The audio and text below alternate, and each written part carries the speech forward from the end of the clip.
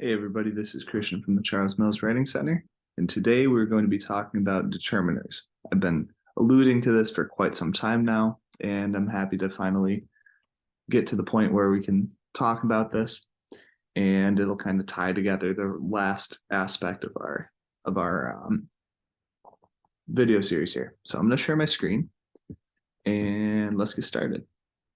So, according to Webster's Ninth Collegiate Dictionary, a determiner is a word as his in his new car, belonging to a group of limiting noun modifiers characterized by occurrence before descriptive adjectives modifying the same noun.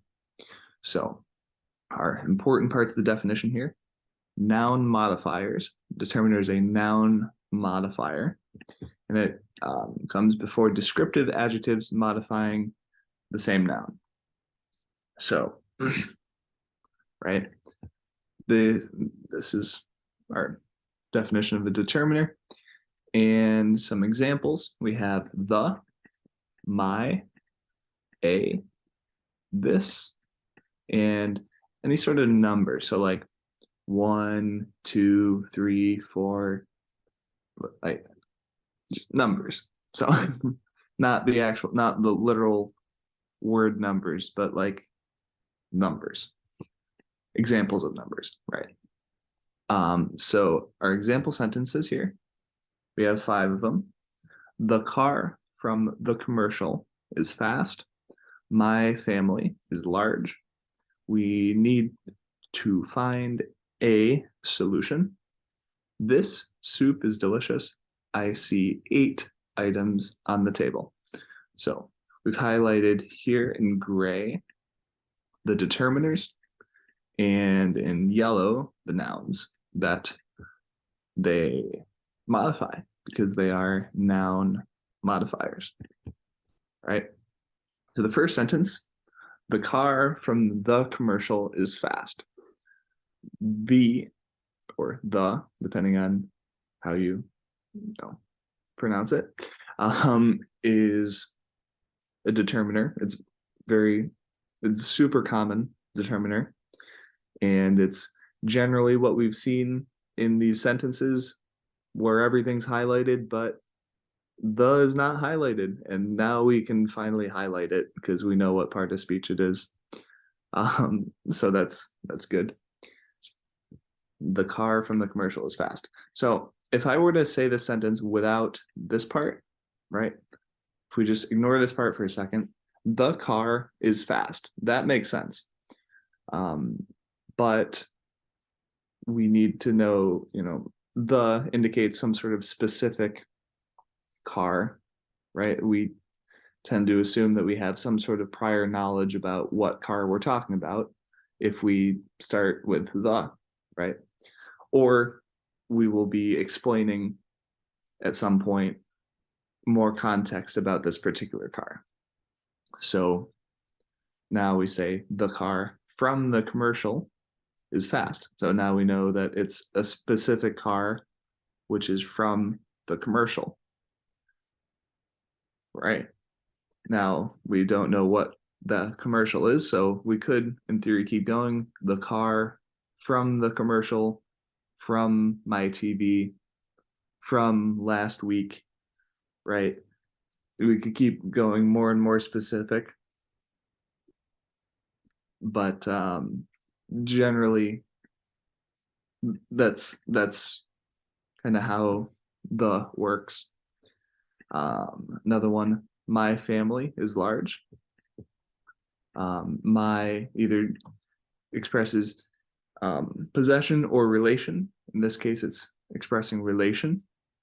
And so we could very well say a family or the family, but now we know that my family is relating the family to me, right? That's how the family is related to me, or how I am related to the family. So we've modified the noun to provide more information about it. Right, same thing, we need to find a solution. Now, a solution, generally there's less certainty about it. We don't know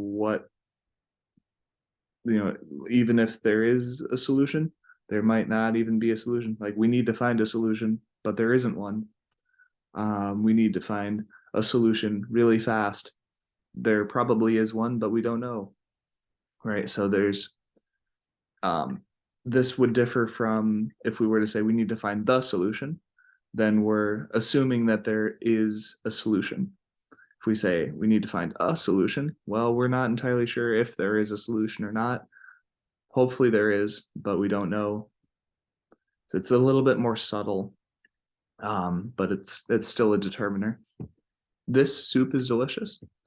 This generally indicates something that is relatively close to the speaker, right? So if we have two bowls of soup, one bowl of soup is close to the speaker, one bowl of soup is further away from the speaker, we can assume that they're talking about the soup that is closer to the speaker. And finally, I see 8 items on the table. 8 just provides a description of the quantity of items. It modifies items, right? And now we know that there are 8 of them. We don't know what they are, how big they are, or where they are, but we know that there are 8 of them, and they're on the table. Well, we do know where they are. We know that they're on the table. We don't know where on the table they are, but we do know that they are on the table. But yeah, so that's, and then the last thing I want to do quickly, we'll go back to our video series on verbs, right? This tree is big. That's our determiner. That tree has apples. There's our determiner. Just kind of filling in some more things. Big, right? Adjective. Now it's complete. And then let me go back to our adjective. Yeah, here we go. The big dog barked at the small car. Boom, right? So filling in all of these things in earlier videos, we just left unhighlighted. Now we know what they come from, or where they're coming from, right? So anyways, that concludes our video on determiners. Thank you so much for watching. And in our next video, which is also our final video, we will be summarizing everything that we've learned so far and bringing this series to an end. So thanks for watching, and we'll see you in the next one. All right, take care.